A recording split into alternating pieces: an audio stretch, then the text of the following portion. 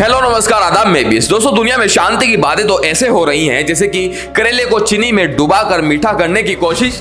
एक तरफ ट्रम्प चाचा कह रहे हैं कि कल तक डील करो वरना सब उड़ा दूंगा, तो दूसरी तरफ ईरान कह रहा है कि अगर छेड़ा तो पूरे मिडिल ईस्ट को नरक में बना दूंगा।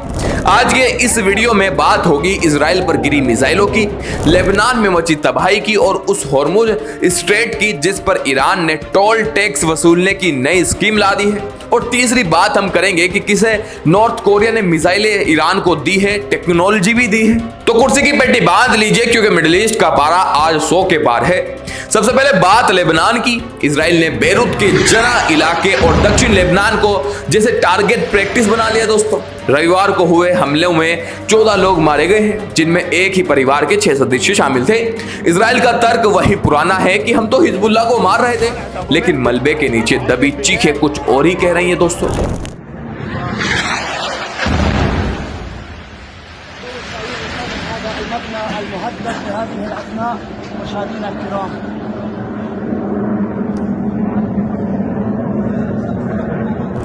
हालत यह है कि लेबनान और सीरिया के बीच की जो बॉर्डर चौकी है, अब वहां भी हमला करने की धमकी दे रहा है दोस्तों, यानी भागने का रास्ता भी ब्लॉक। अब जरा इजराइल के अंदर का हाल देख लीजिए।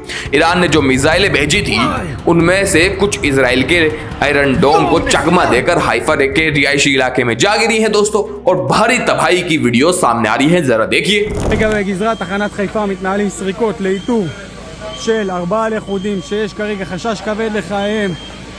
כוחות כבאות והצלה יחד עם פיקוד העורף וכלל הגורמים החברים במקום। वीडियो में साफ दिख रहा है कि मिसाइल सीधा बिल्डिंग पर लगी और अब रेस्क्यू टीमें मलबे में दबे लोगों को ढूंढ रही हैं। सिर्फ हाइफा ही नहीं, बेनी ब्राक में भी मिसाइल के टुकड़े गिरे हैं दोस्तों।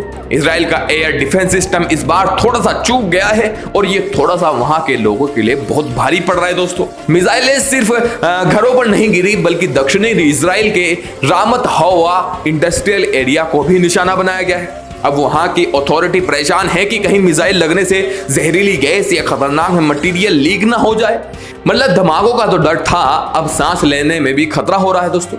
जंग सिर्फ बारूद की नहीं, अब जहरीली हवा की भी होती जा रही है दोस्तों। ईरान के हाथ सिर्फ इजराइल तक नहीं रुक रहे हैं, बहरीन के सितरा आइलैंड पर भी काले धुएं के पहाड़ देखे गए हैं। वहां एक स्टोरेज फैसिलिटी पर हमला हुआ है जिसके बाद आसमान काला पड़ गया है। हालांकि बहरीन के गृह मंत्रालय ने कहा है कि आग बुझा ली गई है, लेकिन भाई आग बुझ गई है, डर कैसे बुझाओगे। इन सब के बीच हमारे डोनाल्ड ट्रंप चाचा अपने अलग ही स्वैग में है। उन्होंने साफ कह दिया है कि या तो ईरान कल तक उनके साथ डील कर ले वरना वो सब कुछ उड़ा देंगे और ईरान के तेल के कुओं पर कब्जा कर लेंगे। ट्रंप की डिक्शनरी में डिप्लोमेसी का मतलब शायद यही है कि मेरी बात मानो वरना मैं तुम्हारा खिलौना तोड़ दूंगा। अब ईरान इस धमकी को कितनी गंभीरता से लेता है ये तो वक्त बताएगा, लेकिन ट्रंप की धमकी पर ईरान ने भी चुप्पी नहीं साधी है।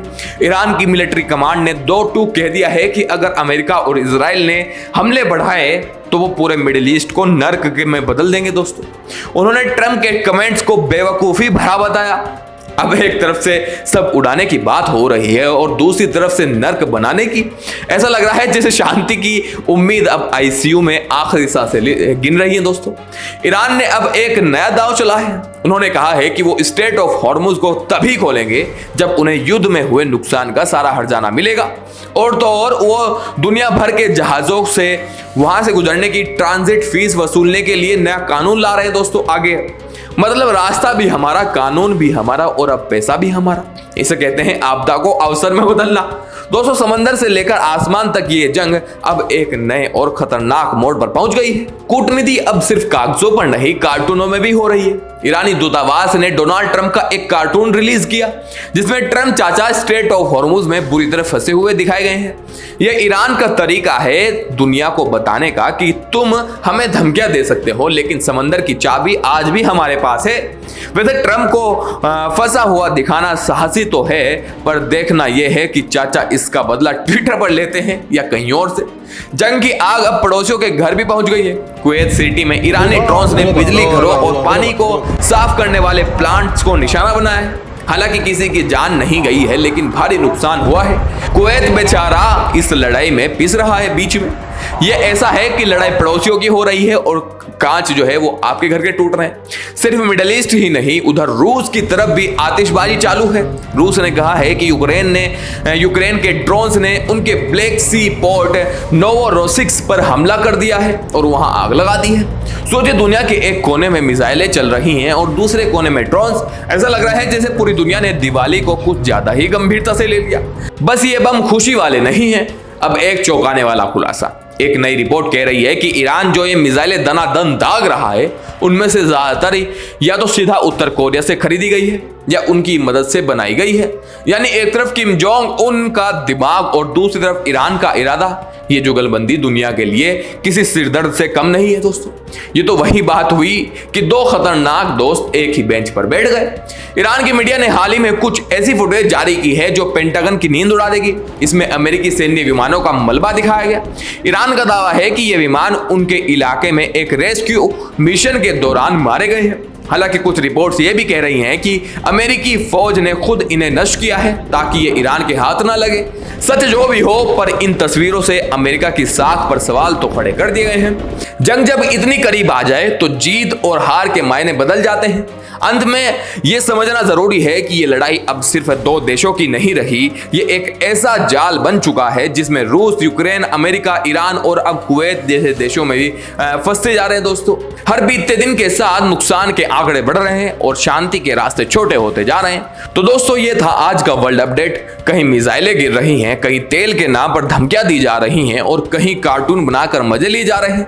लेकिन इस सब के बीच आम इंसान की जान की कीमत सस्ती होती जा रही है। आपको क्या लगता है, क्या ट्रंप की धमकी काम करेगी या ईरान का नरक वाला दावा सच साबित होगा? अपनी राय कमेंट्स में जरूर दें। जल्दी लौटूंगा बड़ी बड़ी अपडेट्स के साथ, छोटी छोटी वीडियो के साथ, ताकि आप बोर भी ना हो। जय हिंद।